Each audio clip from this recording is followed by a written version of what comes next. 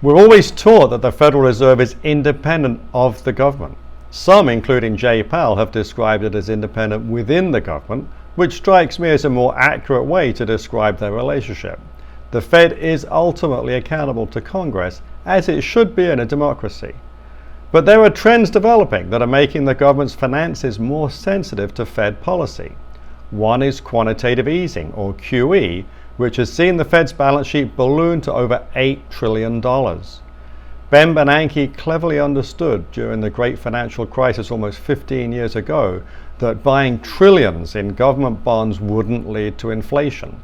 He correctly figured that our financial plumbing was seizing up and that much of the money the Fed pumped into the system would remain as bank reserves and not be recycled into new credit.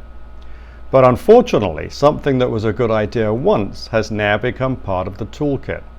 Under Jay Powell, the Fed bought bonds during COVID to suppress long-term yields.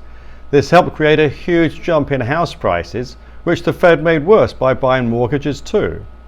What you see is that the Fed's balance sheet has been on a steady uptrend. Whenever they start reducing it, something happens that makes them stop.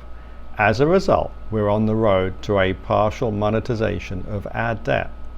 Since QE began in 2008, the Fed's holdings of bonds have trended steadily higher. The second link between Fed policy and our fiscal outlook comes from interest expense. Monetary policy is subservient to the Fed's twin mandate of maximum employment consistent with stable prices, and price stability is defined as 2% inflation. But over the past year, the Fed's pursuit of lower inflation has pushed up our interest costs substantially. In the past year, revisions to our fiscal outlook from the Congressional Budget Office have added $160 billion a year in annual interest cost. Over the next decade, we're now on track to hit $1 trillion in interest expense by 2028, 2 years ahead of what the CBO was forecasting less than a year ago. Because we have so much debt, it's harder for the Fed to ignore how their policies affect it. Making our fiscal outlook a consideration in setting monetary policy is in our national interest. It's just not yet part of the Fed's mandate. Over time, political pressure will grow to run monetary policy in a way that doesn't blow up our finances. Generally, that'll mean a bit more tolerance for inflation. If you're a saver, you should think about your exposure to inflation that's consistently above 2%. If you're interested in learning more about the energy sector and interest rates, then don't forget to subscribe and follow us on LinkedIn and Twitter. Our handles are in the description box below.